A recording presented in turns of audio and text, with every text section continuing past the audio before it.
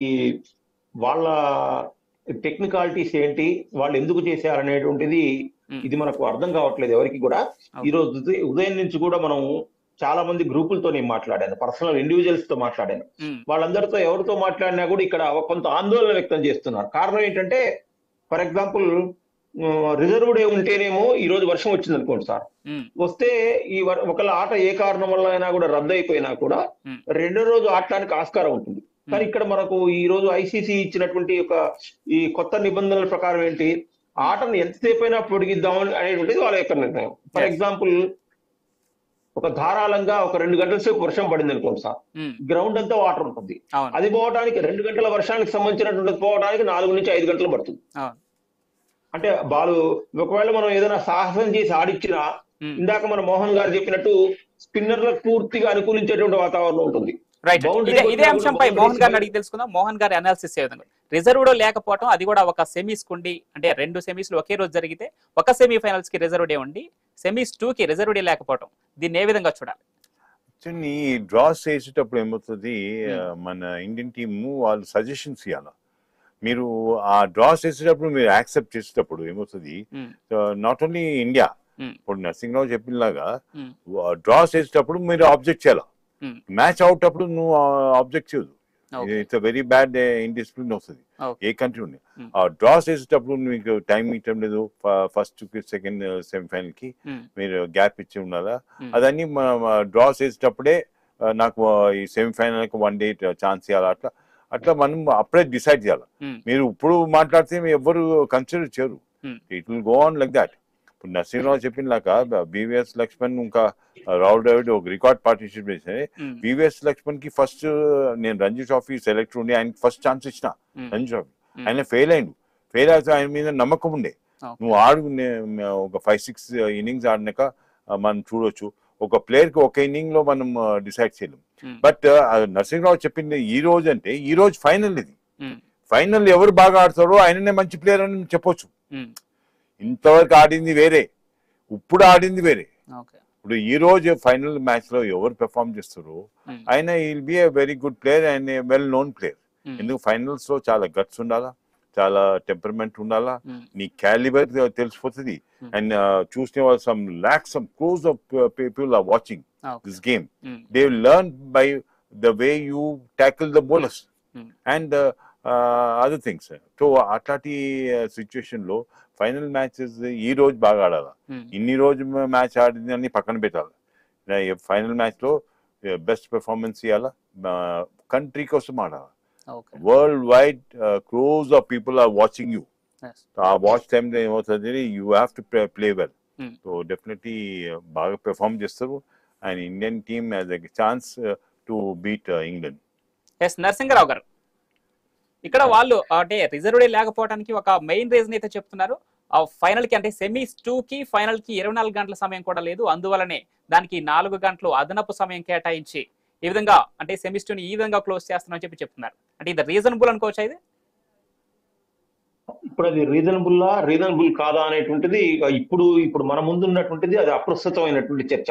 ఎందుకంటే ఈ షెడ్యూల్ ఎప్పుడో లాంగ్ బ్యాక్ వచ్చింది. ఆ షెడ్యూల్ వచ్చినప్పుడే ఇందాక మోహన్ గారు చెప్పినట్లు అన్ని టీమ్స్ సంబంధించినటువంటి మేనేజ్మెంట్స్ దీన్ని అప్పుడే ఆ రోజే అపోజ్ చేసి ఉండాలి. కానీ మనం క్రూషియల్ స్టేజ్ లో ఉన్నాం కాబట్టి మనం ఈ రోజు ఒత్తిడిని ఎదుర్కొని ఎలా వెళ్ళగలగాలనేటువంటిది చూడాలి. మనం ఇందాక ఇప్పుడే జస్ట్ మోహన్ గారు పెట్టాలి. నేను ఒక చిన్న ఎగ్జాంపుల్ చెప్తాను. ఐ థింక్ నాకు గుర్తున్నంత వరకు 1919 లో అనుకుంటా సార్, సౌత్ ఆఫ్రికా నిషేధం తర్వాత బ్యాక్ వచ్చింది. బ్యాక్ వచ్చిన తర్వాత ఫస్ట్ ఇండియా టూర్ వచ్చింది. అంటే ఆ రోజు నుంచి వాళ్ళు ఈ రోజు వరకు పెద్ద టోర్నీలు ఏమి గెలవలేదు.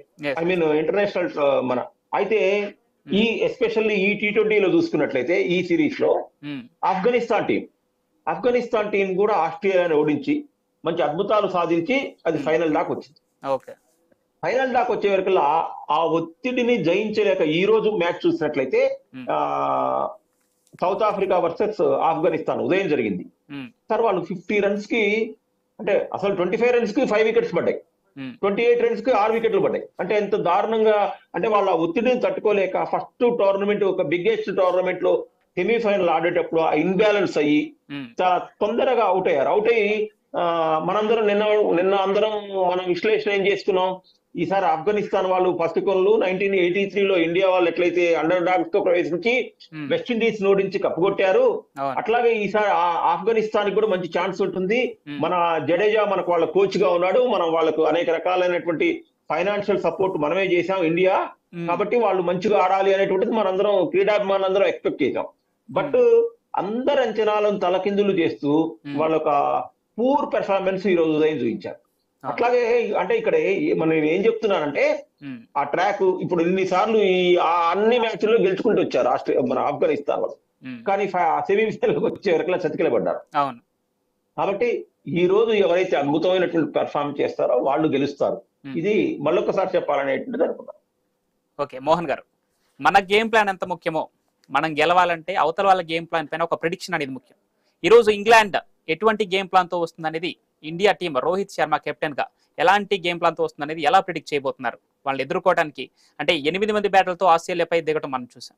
ఈ రోజు ఎంతమంది బ్యాటర్లతో రంగంలోకి దిగబోతున్నారు అనుకోవచ్చు రోహిత్ సేన? డెఫినెట్లీ రోహిత్ శర్మ క్యాప్టెన్సీలో ఏమవుతుందంటే, ఓన్లీ విరాట్ కోహ్లీ చాలా మంచి ఫామ్ లో రావాలి, అంటే మంచి పెర్ఫార్మెన్స్. ఖచ్చితంగా ఓపెనర్లు వాళ్ళిద్దరే కాబట్టి ఖచ్చితంగా విరాట్ కోహ్లీ, సూర్యకుమార్ యాదవ్, సుమన్ గిల్, హార్దిక్ పాండ్యా, జడేజా, ఈవెన్ కుల్దీప్ యాదవ్ లాంటి, Arshdeep, Axar, Shivam Dube, Pant is there and Bumrah. ఇప్పుడు నరసింహరావు చెప్పినలాగా మంచి ఇంటర్నేషనల్ ఫేమ్ ప్లేస్.